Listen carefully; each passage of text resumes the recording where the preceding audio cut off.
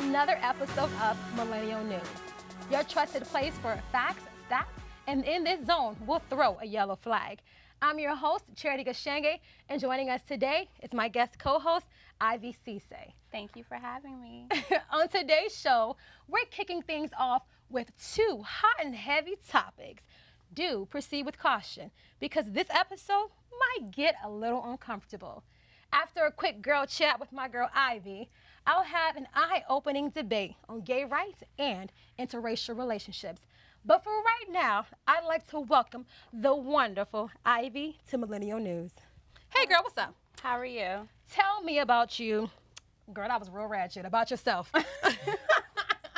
Well, my name is Ivy Sesay, and I consider myself to be quite opinionated.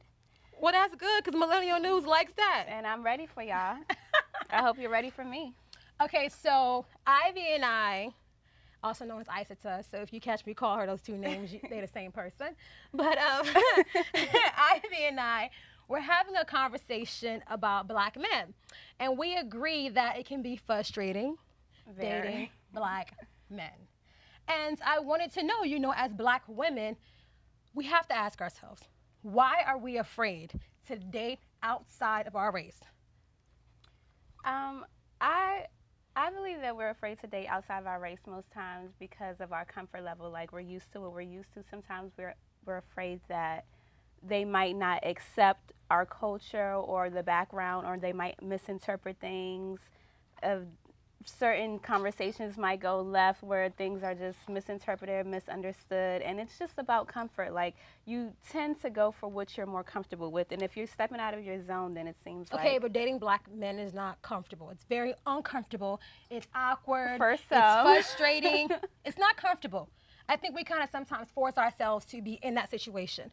But I know personally that I date outside of my race because, Africans, sometimes it can be a struggle, Sometimes you have cultural issues that really stop you from dating within your African race. But as far as me being black American, I do have a preference, and I find that, having cultural differences create a dichotomy that I really can't adapt to, in a sense. But I think I'm at the point where I have to try it. Yeah, I think it's at that time, right? Yeah, I believe so. It opens your mind. Okay, so I was watching Ratchet TV, I have to admit. Which one? Oh, VH1 Hip Hop Hollywood. Okay, and on the show, there are two men, both black men, absolutely heterosexual in how they look, and you could be like, yes, he looked good. But then he got in the bed and he rolled over, and the two of them were together. And I thought to myself, like, there's another issue when it comes to dating black men. It's being on the down low. What do you think is the issue with the black community, that we don't accept men coming out and saying that they're homosexual? It's no problem. That's fine, but just don't use me as your cover-up.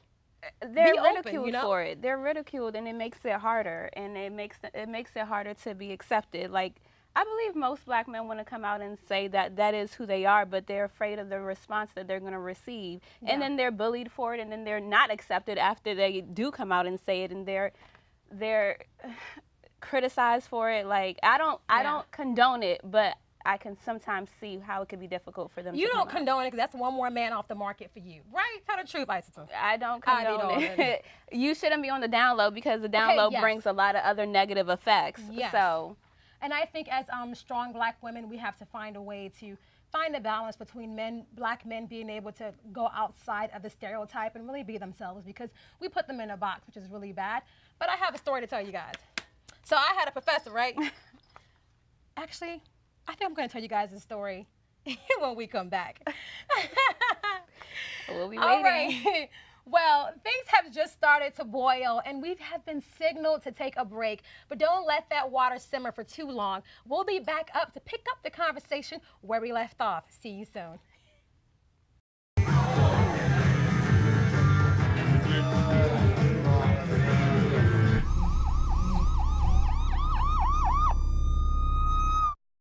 The average text takes your eyes off the road for nearly 5 seconds. At highway speeds, that's enough time to travel the length of a football field. Stop the texts, stop the wrecks.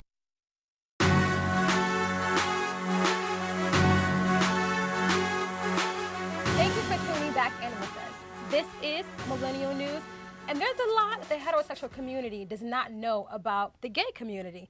And if we are all to be truly inclusive and objective, we have to first seek the common threads that join us. So, Ivy, what do you think you have in common with homosexual people? Ooh, I just caught her with a blank stare. Because I really was trying to think about what I had in common with them. We're human. Yes. We make mistakes. The heart wants what it wants. You know, if you feel a certain kind of way, you can't hide it. And when you hide it, you oppress yourself. What we have in common is, I guess we're different. You know what? I don't know what we have in common because I'm not homosexual. But what I will say is that people are who they are. Like, if that's what they choose to be, then that's what they choose to be. You have to accept them, or don't accept it at all. I think we definitely have. I think the gay community has a very good, vibrant spirit. And they're very much so let go, be free, help each other out. We're in this community together. And gay people are really talented. I mean, you true. find the most creative gay people. The highest fashion designers, Balmain, they're all gay. That is very much so true. But I think that there's really like a niche that they've created for themselves. And I feel that when it comes to how passionate they are, how hard they love people of different races, kinds, I feel like their cause extends beyond gay rights. So when it comes to like Black Lives Matter, you'll have more people in line for Black Lives Matter that are gay than, you know, any other race or gender or practice. So I really find that when it comes to them, they really share a piece of every single cause, culture, and I wholeheartedly agree. I actually had a gay best friend, and for a while, because he went from being gay to like not really being accepted in high school. Because when we went to high school, I mean, I'm not that old, but when we went to high school, I mean, they would really come after him because they knew he was gay. It was quite obvious. His stance, his demeanor, everything. So he went from being gay to not really being gay. Like, he told everybody he wasn't gay, and I would be there defending him. And then he went back to just accepting, like, this is who I am. And for a while, I started to look like, because we were close. So he would share his, like, you know, intimate scenes and stuff with me, and it kind of made me uncomfortable, but then again, I had to accept. I loved him for who he was, so I looked beyond that. So I just had to accept, like, okay, he has a preference, and it's not what we're used to, but that doesn't take away from his personality or his character, and I just loved him. Okay, so I forgot that I had a story to tell you guys before we went on that break. So my English professor in college, he was a Latino. And he was gay, which was no problem, but he liked Black men. So I had my final paper was to write whatever topic you want. So I read this book about men on the down low that was written by this fine Black man. I forgot the author. I'm sorry about that. Was he on the down low? Yes, he was on the down low. So I read the book and I wrote about it, right? I submit the paper, and you know what he gave me? A D, girl. He gave me mad. A D. He was in his feelings. He was so pissed off at me, and I was angry because it was a really good paper. Because I mean, as a woman who loves Black men and Black culture, I find it very insulting that you. He gave you a D. Did you pull him to the side? Did he pull you to the side and have a? Nah, girl. So what I did, right? Because I wanted that A. Because that D caused me to get a B in that class, and I was not playing. So I definitely emailed the dean and said, excuse me, I would like to have my grade reviewed. I didn't think it was fair, and he was not going to let the dean read that paper about Black men on the down low. So he gave me the A, girl. I was very happy. Okay, let's get to Bruce Jenner. Okay, so Bruce Jenner, right, he really begs the question that, you know, can you really be a Republican and have interest in, you know, democratic values such as being transgender, you know? And if you don't know who Bruce Jenner used to be, he is now Caitlyn Jenner. And he went through this journey of, like, you know, divorcing his wife. Was it his third wife? And, you know, he had so many girls in the family. And really wanting to come out and be himself, which is okay. But the issue I have with it is that when Obama publicly said the word transgender, being the first president to say it, Bruce Jenner said, I pretty much don't care about the guy, but yeah, he was the first one to say it. How do you feel about politicians and people in the community being Republican and then having these values of being like transgender and gay and not wanting to support what democratic people support. So they want to have their cake and eat it too. He clearly, I'm not gonna say that he has something against Obama, but that really didn't make sense to me whatsoever. I call him Katie Wadey. I call Caitlin Katie Wadey because he's just a bit confusing to me. But honestly, I just feel like he's just him. Okay, so when we talk about Katie Wadey, don't steal my nickname for okay. Caitlin. So as a conservative Republican with Democratic views, now female, straight but possibly gay, and definitely dad and not mom, do you feel that our generation is more tolerant? And in being tolerant, have we accepted things that we simply cannot understand? Yes, definitely. So and I believe social media plays a big role in that. Yeah. I mean, the whole Caitlyn thing is just confusing. But I mean, if you watch the Kardashians like consistently, you could tell that something was definitely wrong. Like he was hiding something. Yes, but I think entertainment and politics have really meshed together, and that's a problem because being politically correct and then unpolitically correct and trying to come together on a world view and universal view, it makes us look very not smart, you know? But I mean, that is all the time that we have. Sorry, Ivy. Really? But we have to take another break, and it's time to rehydrate. And we'll see you at the battlefield. And when we return, we'll have our hot off the press panel with a really good debate. See you soon. Can't wait. Alvin and the Chipmunks want to remind you bacteria can hide in food and make you ill. Wow. But you can keep bacteria from ruining your day with 4 simple steps. Clean, separate, cook, and chill. The road trip to food safety starts at foodsafety.gov.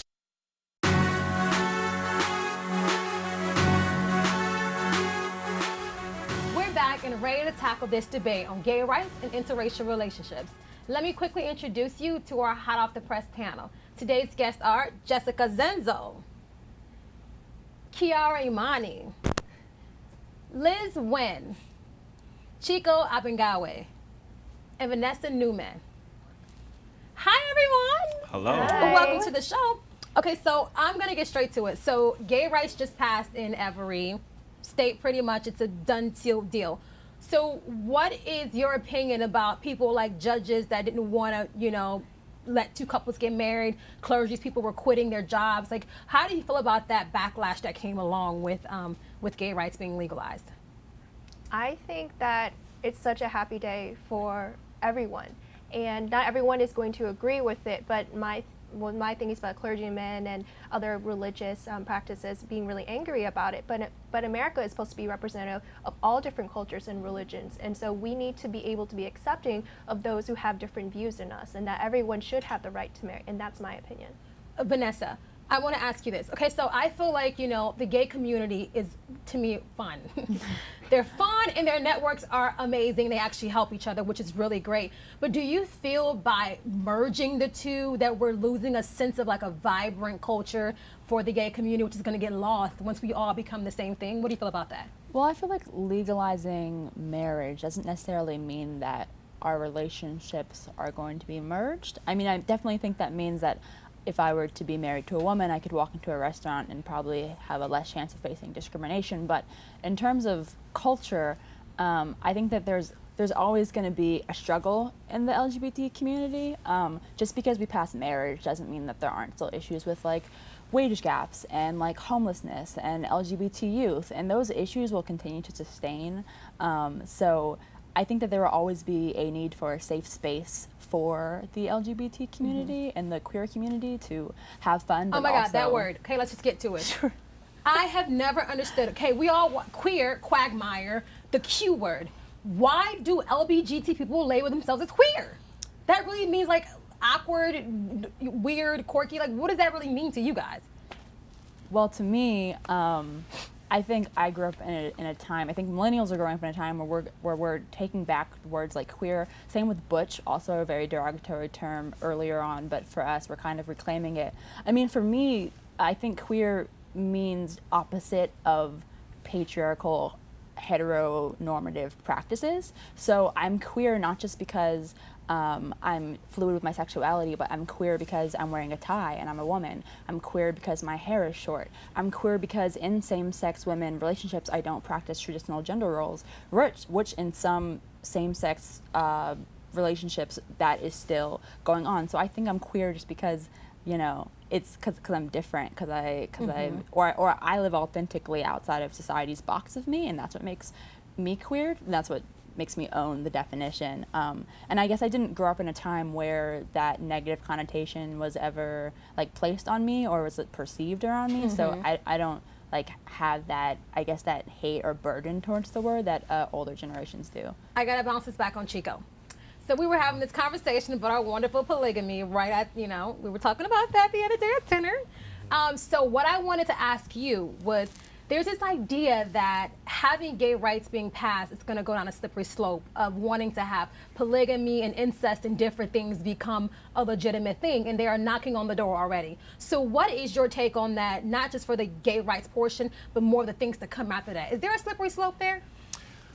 I mean, I guess some people would agree with the slippery slope, but I think even before that, there were people wanting that anyway. So people are going to want that regardless. Do you want, how many women you want, Chiko?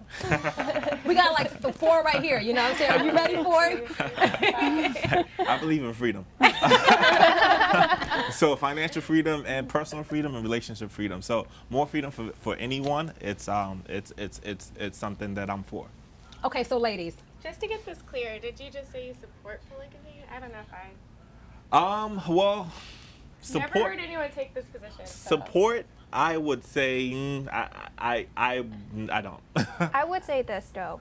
There are a lot of people who don't agree with gay marriage, and I don't agree personally with polygamy, but if I believe that all parties are in it together and they truly want to be happy with more than 2 people, then I feel like that's not any different from someone against gay rights. So if you're not hurting anyone and it's consensual adults, then I would be for it.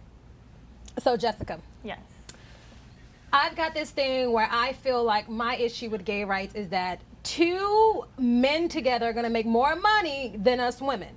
We already have like an income gap here. So how do you feel about like 2 billionaire CEOs yachting it up? The kid is like filthy rich now. And then you have 2 women who are getting underpaid, not having that equal pay, because the reasons why men and women usually used to get together was for the man's money back in the old times. Because the women weren't working, they didn't have jobs.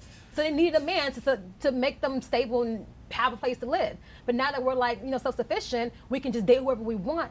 Women still won't make as much money as a 2-male household. I don't know if I necessarily agree with that. I get there's a lot of men CEOs, but there's also women CEOs, so I don't see how there's a difference between 2 men CEOs having kids and living it up on a yacht is any different than a heterosexual 2 CEOs married with a kid living it up. Okay, so I wanted to know, in general, did you guys know like how gay rights is involved when it comes to politics and how interracial relationships are involved when it comes to politics? Because actually, politically, it is not a good thing to be either gay or have interracial relationships. So have you guys known of any examples of people who have come out and how it worked out for them?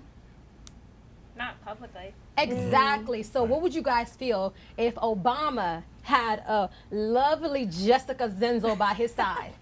To be honest, it's sad, and I don't mean to generalize, but I feel like the African American community would have a really difficult time with that, and I think that Caucasian communities would probably be more accepting because it might make them feel a little more comfortable.